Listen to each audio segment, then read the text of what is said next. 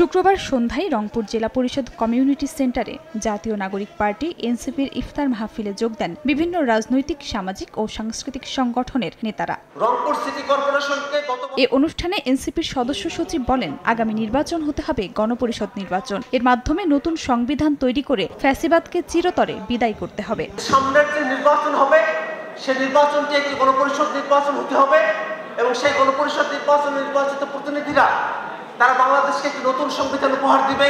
সংসদ নির্বাচন এবং গণপরিষদ নির্বাচনকে মুখোমুখি দাঁড় করাবার কোনো যৌক্তিক কারণ নেই।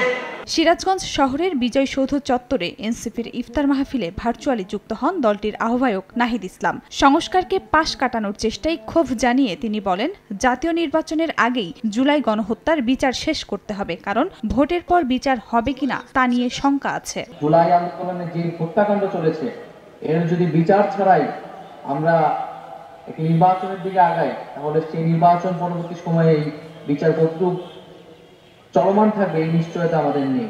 ফলে আমরা চাবো আইনের মধ্যেই দ্রুত সময়ের মধ্যে বিচার কার্যক্রম করে তারপরে যাতে আমরা সামনে আগাই। এ সময় সংস্কারকে এগিয়ে নিতে সব দলকে ঐক্যবদ্ধ থাকার আহ্বান জানান নাহিদ ইসলাম। খাদিজা স্বপ্না, সময় সংবাদ।